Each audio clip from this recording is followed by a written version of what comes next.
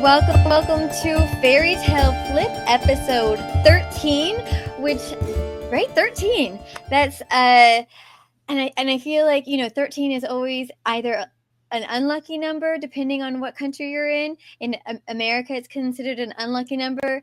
In other places, it's considered lucky. So I guess just depending on what your thoughts are. Today, we are going to be talking about La Llorona. I am Vanessa Y. Rogers, and I host a podcast called Fabric of Folklore, and my co-host is Donna Fields from Scaffolding Magic, which is a fantastic resource for any educators out there who need basically any type of educational resource. She's got it on her website. So it's a fantastic resource. And she also has Doorways to Learning, which is a podcast, which is on hiatus, but it's also about education. And there's lots of great information on there. And every month we come together and we talk about one specific story. And this month, like I said before, we're going to talk about La Llorona.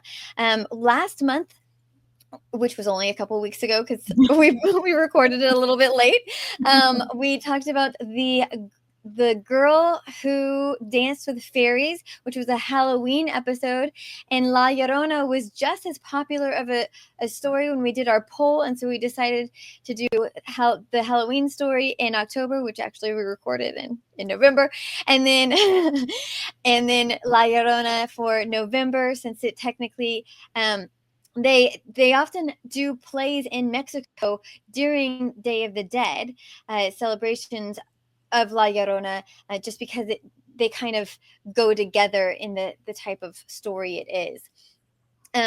So Donna is going to give us an overview of our story this month, and then we're going to hop into the history, origins, symbolism, all that wonderful good stuff. Thank you so much, Vanessa. You always introduce it with such enthusiasm. I get excited about it, and I'm already excited about it. So thanks so much for introducing us. Yeah, and I have to say that Vanessa pronounces the title of this story perfectly, La Llorona. And then I did the videotaping of the version, and I got a little crazy with the Spanish and kept pronouncing it incorrectly. So thank you, Vanessa, for doing this right. And I'm the one who speaks Spanish. Vanessa is, just sort of winging in all these different languages. Yeah. I speak a little bit. So, a little bit. You live in San Antonio, so a lot of Spanish influence, don't you?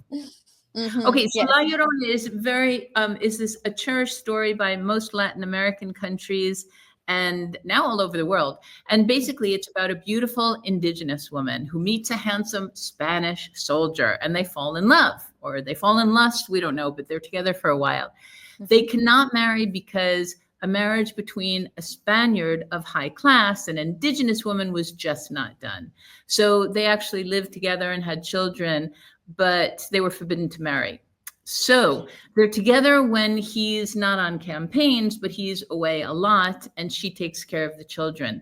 They had 2 sons in some versions, sometimes 3, sometimes there were an infinite number of children, depending on the version. One day, this beautiful indigenous woman hears that her lover is about to marry a Spanish woman of upper class, and that breaks her heart. So in this pain, she loses her sense of reality. She dressed in a white nightdress and a white shawl thrown over her head. She takes, in this version, her 2 sons to the river, telling them that they're going down to bathe in the middle of the night, and she drowns them. Mm-hmm. When she regains her center, she realizes what she's done and wails the loss of her sons, and then takes her own life. So forever after, this woman, who is now called La Llorona, the wailer, the weeper, the crier, looks for her children by different bodies of water, wailing, ¿Dónde están mis hijos? Where are my children? And people all over the world have seen her near different bodies of water, and even on horseback in some cases, looking for her children. She's always dressed in white, but when the shawl on her head is pulled back, she's seen in a skeleton form with red eyes. And some are saying that this is because it's a punishment for a crime that she's committed, and others say it's because of this eternal grief that she has and the anguish in her body. So that's the story. What do you think, Vanessa? Yeah, my initial thoughts are it's interesting because after you become a mom, it's harder to take certain things. Things land differently, especially when there's children involved.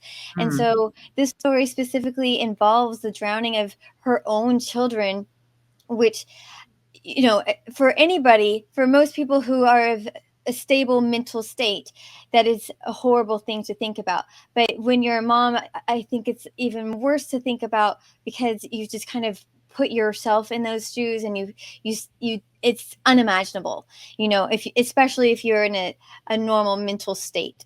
And so for me, this is there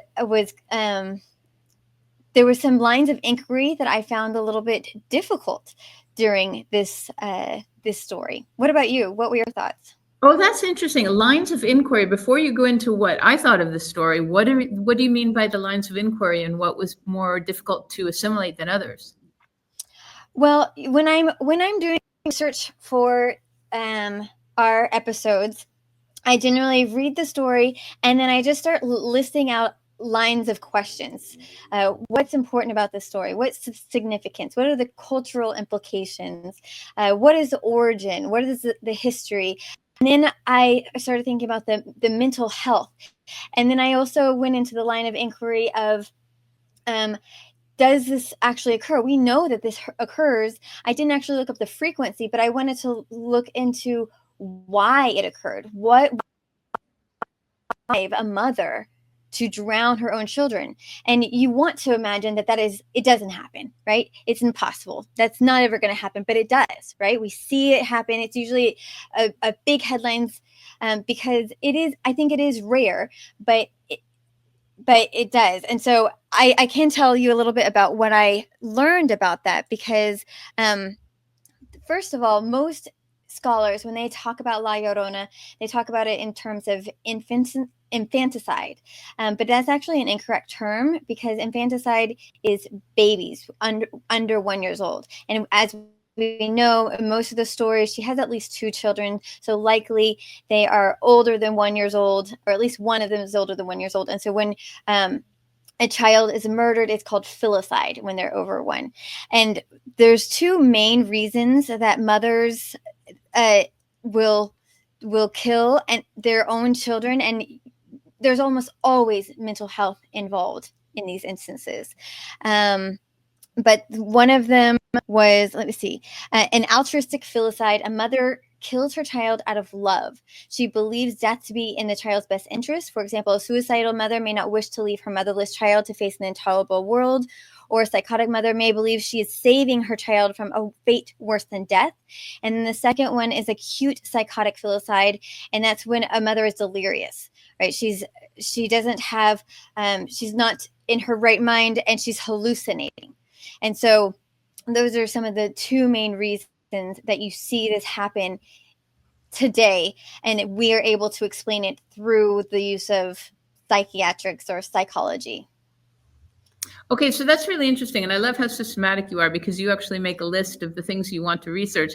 And I don't. I just sort of do it on the fly in my I just jump from one thing to another. And even while you're speaking about the fact that for you it's more painful because you're thinking about the literal drowning of children, which is pretty horrific. I don't have children. I never wanted children, and so things work out perfectly for me. What that means, though, is that I am less empathetic about it just because I don't have that experience. So for me, it's really simple to jump towards symbolism and say, yes, what in the literal sense, absolutely horrific. And so what is this? Why is the story so popular? Not just because some women do sort of lose the capability of living in this reality that you and I are talking about now, and don't know how to live with their biological children or adoptive children, we could say, is that too. So my jump to the symbolism is, this is an indigenous woman who was being overrun, literally, her people were being overrun by Spanish conquerors. And the drowning of her children, we could say, if this helps you feel a little better, we could say that it was the drowning of hope that these indigenous people had for the Spanish coming in, and the lie, the betrayal. And so she was drowning her hopes of a new future, because in fact, her people were being murdered and used as slaves, and it wasn't a really bright future. So she was trying to get rid of it. How does that feel as a mom? Yeah. I mean, there are other elements of it that I could look past the drowning of the children, and there are a lot of really interesting lines of inquiry as well that I was looking at. But my initial reaction to the story is just of heartbreak and pain, and not being able to understand that state of mind of being able to place myself in her shoes. But yes, I definitely agree with what you were saying. It's just one way of looking at it. Again, what we're doing is we're talking about different ways to interpret different stories. And so you and I have different perspectives. And often we both have two different perspectives. So we share four of them. But that's just one thing I have.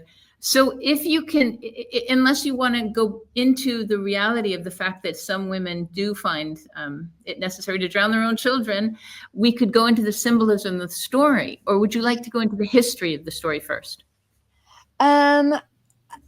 We can go into history first a little bit, and then go into symbolism, I think. What do you think? Sure, let's talk about history.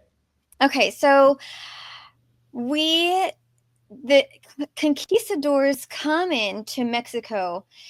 Cortez arrives in 1519, and the first documentation of La Llorona is traced back to 1550. So about 30 years later, I found a newspaper article that references La Llorona. But it is believed that the story itself goes back much further into the Aztec mythology. And so the really wonderful thing about La Llorona is it's really an intertwining of these stories from Europe and stories from the native populations in Aztec Mexico. And it kind of evolves, just like all stories, all folk tales. They all do their own evolution.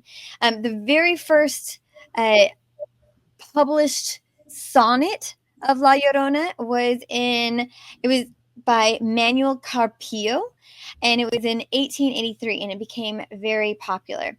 But let me talk to you a little bit about the Aztecs. Did you research any of the Aztec stories? I didn't, because I knew that you had, so I thought, go for it, Vanessa. Okay, so the interesting thing is there's several goddesses that they believe it can be drawn on, but I'm going to give you two specific examples. The first one is nicknamed Serpent Skirts. I guess her skirt is made of serpents, and her name is Coatlicue, I think, is something like that. And she is an earth mother goddess, and she was a priestess whose main job was to maintain the shrine on the top of a legendary sacred mountain. And she's sweeping, and at one point feathers descend from the heavens, and she picks them up and she tucks them into her belt, and it miraculously impregnates her. And she gives birth to a fully grown son who turns out to be the Aztec god of war. And he's fully armored and ready to defend her. And he jumps off the mountains, and he decides to start fighting his siblings who think that to defend their mother, and she begins to wail because she knows that at least one of the death of her children is coming, and it is considered to be one of the 10 omens that the Aztecs foretold of the end of the reign of Aztecs. And so that made me. So you were talking about how you do your line of inquiry. I do have a line of questions, but then I do bounce into lots of different rabbit holes. And one of them was the 10 omens. And so there were 10 omens. Sorry, before you go to the 10 omens, what I'd like to do is just point out the obvious, that this legendary Aztec creature or character has a lot of the same elements as Medusa in Greek mythology. And Medusa is now portrayed as being evil, but we're going to talk about that because I'd like to talk about female monsters and how they can be seen in different lights, and how La Llorona herself can be seen in a different light. But this character has the serpents. She's wrapped in serpents in this case. And yes. Medusa, she had serpents coming out of her head. And yes. In many spiritual communities, serpents are very powerful. They're a sign of power. And so they threatened the patriarchal system. So I just wanted to add that. You know what? that's so interesting that you mentioned Medusa. I didn't think about Medusa at all. You know who I thought of was Athena, because Athena is cut out of Zeus's neck, I believe, and she comes out as a fully grown woman, fully armored. So not as the mother, but as the child, which but I thought that connection was interesting. And I don't know, it's so interesting when you look at these creation stories, how many similarities run through them. Yes. But I had not thought of Medusa, and the story of Medusa might be one that we really need to do a line into. Yeah, because it's so interesting. We do have this image of Medusa as this evil character, but really she is a victim of Athena. Like she's cursed by Athena, and none of it was her fault. We'll have to talk about it at another point, because that is a story that when I learned the truth of like the whole story, I was like, what? Poor Medusa. I felt so sorry for her. She was not an evil monster before she was created into one. Well, that's perfect, because if we have time at the end, I really do want to go into female monsters, including Lamia and Circe. And so Medusa is another one that's always portrayed as being evil. And in fact, if we look at it from a female perspective, perhaps not as evil. And that's what I want to do with La Llorona. Yes. So let's talk about the 10 omens, and then we can go on to symbolism. Okay. Well, there's also another goddess as well, but the 10 omens that, okay, I'm just going to name a few, but bursting into flames, the boiling and flooding of a lake, Texcoco, strange dreams, and a weeping woman's cries. And so this is the important part that they associate the skirt woman, the serpent skirt woman, as the weeping woman's cries, as one of the 10 omens. There's another woman, and she is the jade skirted one, Chalchicutawali. All these names are hard to say. She's another Aztec goddess, and she fulfills other elements of the Llorona legend, specifically that link to water and the infanticide, or the filicide that we were talking about before. She is the goddess of waters, and her elder sister is the goddess of rain, is the rain god. And she was feared and caused terror because she drowned people and would overturn boats. They would do ceremonies in honor of the rain god and include her as well. And in these ceremonies, they would sacrifice children. And these sacrificed victims were brought from their mothers, and the more children cried, the more successful the sacrifice was thought to have been. And so this is an important element, because the other story that we had was was just a wailing mother, and this story includes the water and includes the drowning and weeping of children. And so it's kind of a combination of the two. Okay, and I just wanted to repeat that the 10 omens have to do with the Aztecs foretelling the coming of the Spanish conquistadores. Yeah. Yes, and I think that it was mostly of the end of the Aztec Empire, and that it happened that the Spanish conquistadors were the end of the Aztecs Empire. So let's talk about the symbolism that you went into. Okay, so let's talk about symbolism. Great. All right, because I love symbolism. You know that. And we can talk about water. Let's talk about water, the white dress, and the screams, for instance, because she's called the weeping woman, the wailer. And it's said in perhaps a negative connotation, in a negative way. And yet, actually, I'm going to jump a bunch of symbolism, because I wanted to get to this that I just started focusing on before we were talking. That's toning. So the women are so often portrayed in movies and in TV series and as screamers. They see an animal they don't like and they scream. I have to tell you, Vanessa, you tell me, I do not scream when I'm scared. There's only once I screamed recently, and I was surprised at myself. I mean, I'm 64, and it's the first time I can remember screaming. So the idea. I do. Yes, okay. If I'm surprised, yes. I definitely let out a loud screech. That's actually funny. I'm glad you said that. I don't scream, so I don't think all women scream, and women are always portrayed as screamers. So I say that wailing is not such a bad thing to do, and actually toning is a very healthy thing to do. So if we could say this woman is toning. Wait, can you define define toning. What do you mean by that? Oh, okay. There's a way of toning your body and putting it in shape, and then there's vocal toning.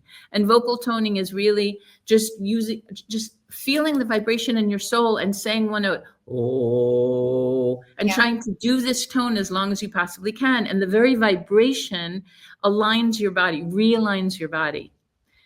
And so that's what you see in meditation, right? People do toning. Is that what they're doing? They're centering their bodies by connecting to a sound. A lot of the om, that's a toning. Yeah, I mean, om is a very, very sacred combination of syllables, but the toning itself, I mean, I don't know if you've ever done the om or toning, because you can actually feel the vibration and you feel better. So in other words, what I wanted to talk about is the Wailing Woman. We could see it as toning, how it's so important to let the grief out of your body instead of keeping it in.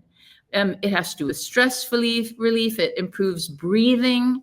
It can enhance your immune system. You have increased energy after. And actually, in the end, you can have a better voice. But it improves vocal cords? It does. It makes you healthier because it uses more vocal cords, and so it exercises parts that maybe you don't use. You know, it's interesting that you mentioned this, and I did want to talk about grief and crying as well. One of the articles that I read was called "Permission to Wail," and it was four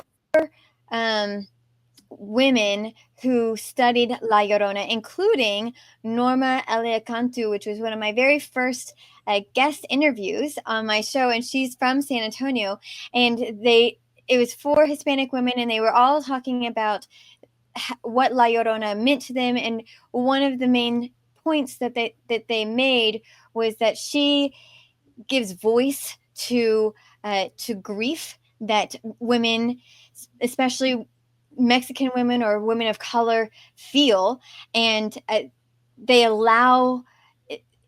she allows them to make the sound that they want to do in society, that society suppresses. Okay, thank you for bringing that up, because that's so important. And because when I was taping the version of the story itself that we both have on our YouTube channel, I actually brought up immediately the fact that we talk about her all the time and the crime that she committed. You know, she drowned her children, no matter how many there were. We don't talk about the man. We don't talk about the betrayal. We don't talk about what cut her to the soul that she would do something like that. Now, having said that, we all need to take responsibility for our actions. We can have emotions, we can wail, we can scream. What we do about that, killing someone, is absolutely not, that's not okay. But what happened? What about the man? It's a Spanish soldier who felt free to live with this woman, to sleep with her, to impregnate her. He doesn't seem to be taking care of the children when he's not around, or even when he is around. And nobody condemns him in the story. We condemn her. And so, yes, she needs to wail. And if we take out the element of the children of the story, couldn't we see more of that he has some responsibility? The problem in the story is that she does manifest her grief in killing her children. And so we focus on that. And we don't add in the element of betrayal. So now there are some variations in different places. So you talked about how it's from Mexico, but you see La Llorona all through Central America and in southern United States as well, where a lot of, especially Mexicans, have come to live. And so the story has grown in specific places, but there are variations where instead of her searching out for her children and stealing other live children from riverbanks and drowning those children, she's actually searching for adulterous men. And there are variations where, in fact, she is in the middle of the river and she's calling out, and a man will say, you know, on the riverbank, "Oh, can I help you?" And she's wailing, and so the man comes out to try and help her, and she basically like lures him out into the water until he drowns. And so those are my particular favorite variations. Instead of her murdering more children, she murders men. Although, you know, I don't want anyone to be murdered, but if we're gonna, you know, I would rather her not murder more children. Okay, and again, I love that you bring all these things up, because that element gets me to jump right to the sirens. And the sirens also are demonized by luring men into the rocks and killing them. And then we're going to see the other side of the sirens also. So when we talk about Medusa, we're going to talk about Circe and the sirens and Lamia, and really get into different perspectives. But yeah, different versions. It's usually a man, a watchman at night, and sees this beautiful white figure. And then when the veil comes off, the shawl comes off, they're scared to death and often die from fright. So yeah, it's not good. Okay, so we talked about symbolism of wailing. What else other symbolism do you want to talk about? Well, we can talk about the symbolism of water, that there's always water. She's almost always, as you're saying, walking next to a body of water, and water can symbolize life and fertility. But then there's the counterpart, there's the belly of it, which is death of drowning. So it's kind of ironic, the two things. Water gives us life and can also take life away. The white dress, she appears in a white dress, often as a bride. She could never get married. So again, it's a little ironic. And white is usually related to ghosts, but then we have the contrast of the darkness of night.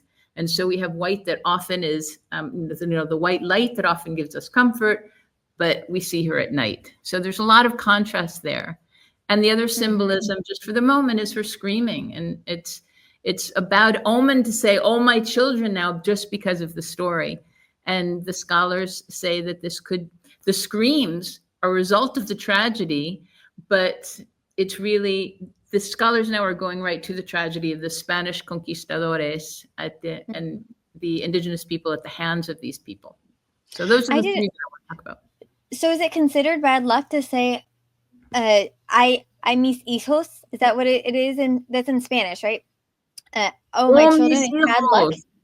Yeah, just because of the connotation, because that phrase is so known now, is tied to the story of La Llorona. So don't say, "Oh, my children!" Don't do that.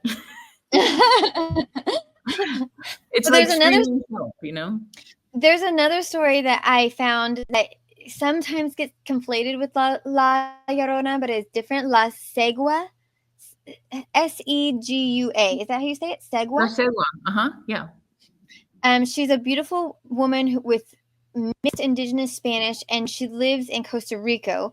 And the woman dated a Spanish man against the wishes of her family and was seen as a traitor. The Spanish man abused her, ended up cheating on her, and now she becomes so enraged that a curse becomes on her. And now she roams the street at night looking for men who've been drinking too much or who are womanizers, and she lures them in with her beauty. But once they get close to her, her head transforms into the head of a horse, and she kills them. And so when I found this article talking about how sometimes she gets conflated with La Llorona scares children into coming home before darkness, while La Segua scares men into staying home and not being adulterous. So I liked that story. Yeah, it's a different twist on the whole idea. Yeah, it's just a sort of a compilation of different ways to instill fear in mothers, in children, in men. So we usually talk about the fact that these stories have lessons in them. What is the big lesson that you would get from La Llorona, Vanessa? So on the surface, the lesson that is generally garnered by the children that this is told to is to stay away from water, right? It's in part it's a cautionary tale to warn children not to get too close to water, especially if they don't know how to swim. Rivers and natural water spaces, you don't know what's in those waters necessarily, and so things can harm children. And so it's a way to prevent your children from dying from natural causes. On a deeper level, there's a lot, right? There's a lot. I think that it's a story about motherhood, about womanhood, about not being respected, about not being seen, about not being allowed to be who she wants to be, right? In that she's not allowed, especially in your story, she's not allowed to be his wife. She's not allowed to be respectable, right? She's a mistress. And so there's a lot of different stories. And I think one of the things about La Llorona is that so many people get different things from it, especially because there's so many different tellings all over the world, and people get what they want from it. One of the podcasts I was listening to kind of research was a man, and he was talking about La Llorona. And he said, when he was talking about the story, he said he pictured the woman as being too clingy and always wanting his attention. And so she ended up pushing him away from her clinginess. And in no way, form, or shape had I ever considered that narrative. And I think that would primarily be a narrative formed by a man rather than a woman, because if she's being clingy, it's because he's not being the man he needs to be in that relationship, right? Attentive, yeah. He's not being attentive. Well, that's so interesting. Usually we begin and you ask me right off the bat, Donna, why did you like this story? And I'm never prepared. And today I finally prepared, and you did not ask me this question. So it's absolutely appropriate, because now I'm going to answer this question. That's exactly what you're saying. We get what we need from our story. And I always go to the spiritual world. In the spiritual world, the next year or so, we're going to need to really go deep within and find our wounds and heal them. And so I think that what I'm hearing is what people get out of this story in particular is what their wound is, where their wound is. So if you were to ask me now, what did you like about the story? I would say, I didn't like it at first, but then I reacted to her sense of betrayal. And I really felt so empathetic because of her sense of betrayal. And I don't go into the whole marriage and mistress, and the labels things, because that doesn't matter to me. What it seemed like was that they were in love, and they were in love enough to have children, and he kept going back to her. So the emotional bond was there, but he betrayed her. And so for me, yeah, I do have these betrayal wounds. And so now I'm recognizing it, and that's really good, because then I can work on it. And so what I would recommend is, for you, it's the drowning of children. And so many times the story is about women, warning women, you're allowed to feel emotions, but be careful what you do with those emotions. And that's really an important thing to be reminded of. Recognize that other people, other women have the same emotions, and you don't have to act on them necessarily. And so all of us need to take what we can from the story and say, all right, thank you. And now I'm going to explore that and heal it. Mm-hmm. Okay. Mm-hmm. So I wanted to talk a little bit about some of the variations worldwide that have similarities to La Llorona, because this is not a one-time story. This story happens in variations all over the world, and I found that really interesting. Eastern Europe, the modern Rusalaka is a water spirit in Slavic mythology, and they come to be after a woman drowns due to suicide or murder, especially if they had an unwanted pregnancy, and they have to stay basically in purgatory in our world for a period of time. In Greek mythology, there's the trope of the barbarian girl who kills her children after being betrayed by her lover. So that's Medea and Jason. Medea murders her children as an act of revenge against her husband Jason, who has left her for another woman. So that's right there. I mean, it's almost identical. The white woman in Germanic Slavic tradition, basically every town in this region, Franconia, the northern region of state of Bavaria, has a legend of Die Wisfrau, the white lady, a ghostly figure that walks about at night terrifying people. You were talking about sirens. The Lorelei is a sailing legend. And this is also in Germany, and she is said to sink ships. Then there's the Banshee. And the Banshee depends on what region you're looking at, but sometimes she is dressed in white, and she is known for wailing, right? Sometimes it's called keening at night, and it's believed to foretell the death of a family member. Now, the most similar is an actual historical tale to La Llorona. Did you come across La Melenche? No, I didn't. Okay, this one is almost the story of La Llorona, except for there's no drowning, but it seems to be a representation of the feeling that La Llorona is experiencing. So La Melenche is a slave to Cortez, and she bears him children, but she also aids him in, because of her language skills, she aids him in helping the conquistadors. Now, in the last episode that we talked about, when we talked about in the legend of Popocatépetl and Iztaccíhuatl, Ooh, you're still able to pronounce that. We talked about how not all of the tribes in the Aztec community liked being under the control of the Aztecs, right? Because they weren't necessarily always good to all of their people. And so some of the people were happy when the conquistadors came because they thought that they were going to be saving them, right? And so there were indigenous people helping the conquistadors to conquer the Aztecs, and she was one of them, whether she was doing it willingly or not, because she was actually a slave. But she is labeled by the Mexicans and by the indigenous as a traitor to her own people, and they laid the blame for the defeat of their civilization at her feet for this. And so sometimes she's labeled as kind of the Eve of the creation story, the fact that she bore Cortez's mixed race children. It is the union of the Spanish and the indigenous, and it's like the first children of this unseemly union of these two people. And so for me, I really feel for this woman who is labeled as the betrayer of her people, because a lot of times, even if you're not a slave, women didn't have their own autonomy. They weren't really able to make a lot of their own choices.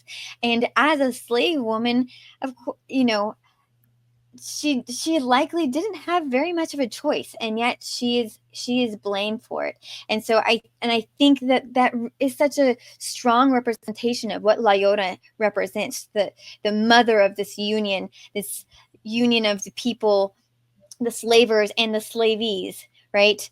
And she is the person that everybody blames, and yet the husband should be blamed, almost as equally. He did not drown the children, but he treated her horribly, right?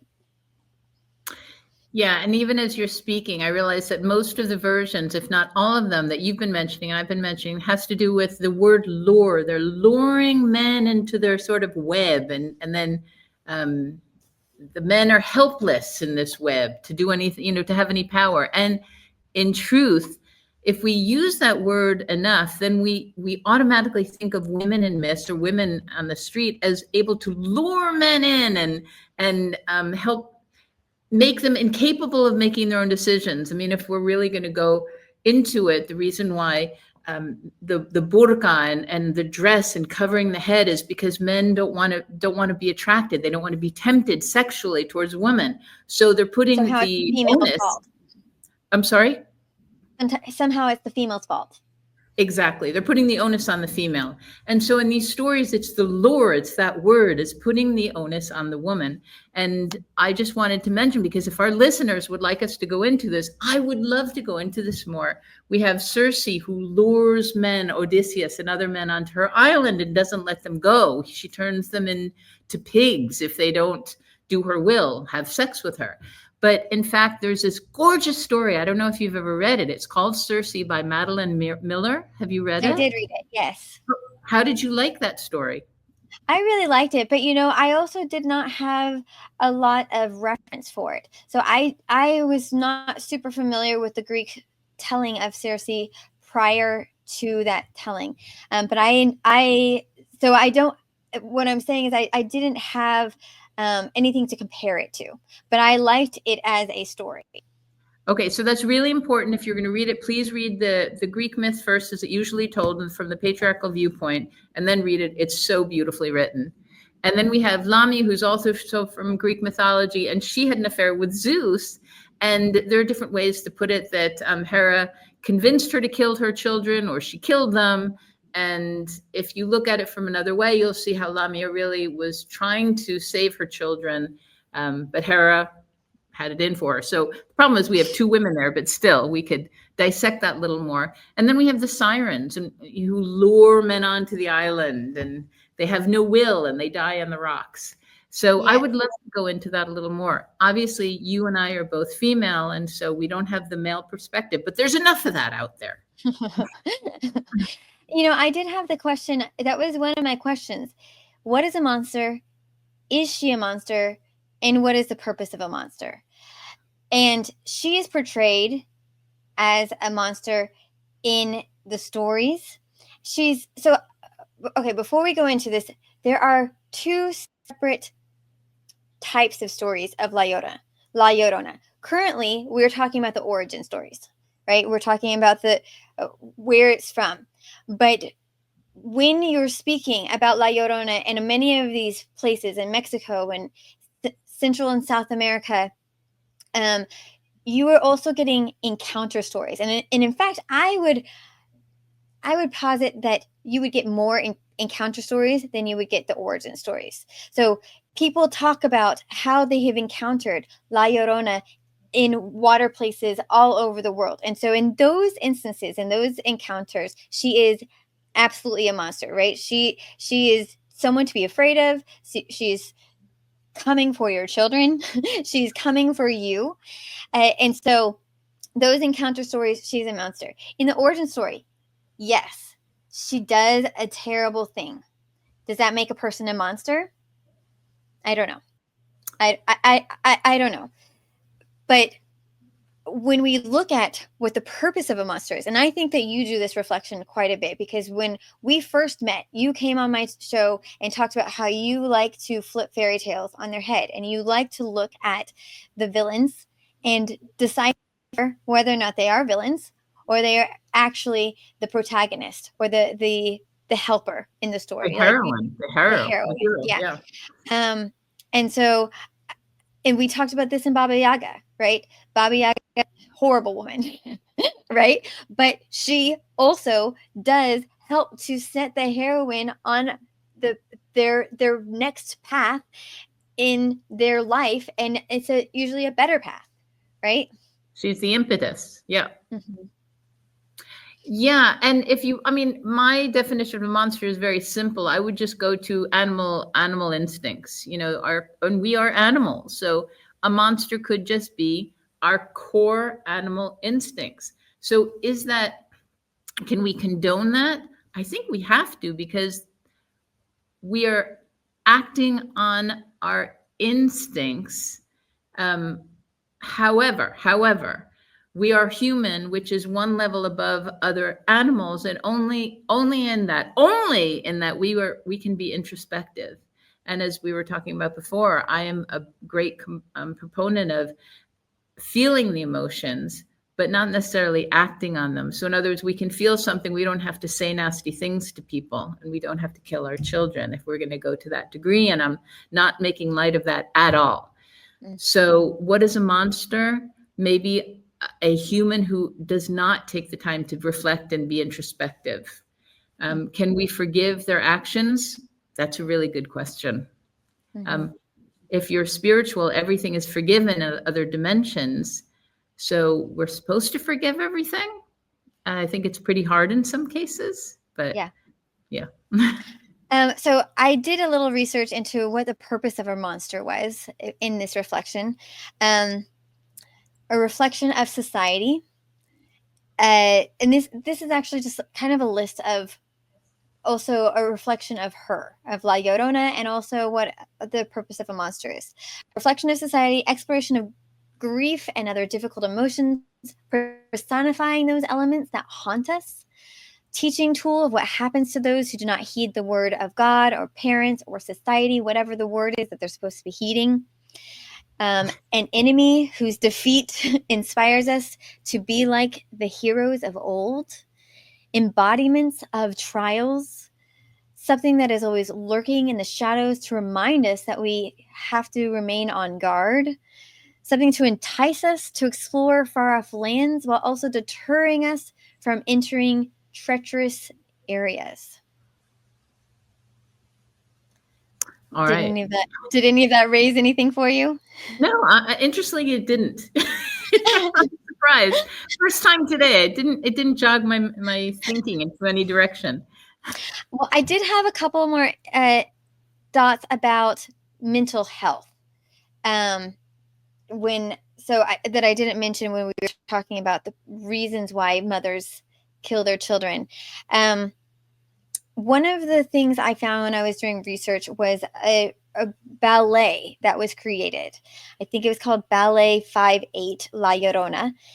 And the creator of this ballet wanted it to be a reflection of the silent struggle so many women endure, struggles specifically postpartum depression, she relates it to. Now, in La Llorona, postpartum depression usually ends a year afterwards, unless it goes completely untreated, and then it can turn into something absolutely worse. So to me, postpartum, unless she had a baby, an infant, this is not quite as relevant, but there is depression that is involved with women, and postpartum depression is often will not go treated, and especially during this time period, right? And so she wanted to create this ballet that kind of reflected that La Llorona was struggling with this mental health issue. And she said approximately 15% of all women experience postpartum depression. In Black and Latino women, the rates are even higher. And the creator of the ballet, had postpartum firsthand. And she wanted to grow this ballet and put on this ballet because she felt like that experience made her feel disconnected from the world, and she wanted other women to understand that they weren't alone when they were going through this type of depression. Now, women can go through depression at all times. And when I was reading through this, I was reminded of this powerful story. Have you ever read The Yellow Wallpaper? It doesn't sound familiar. It's a famous short story by Charlotte Perkins Gilman, and it's from 1892. And it's basically a man puts his wife on the experience and on the recommendation of their doctor, and she's feeling depressed. And so he locks her away in isolation, and that is the rest cure. And it was not effective.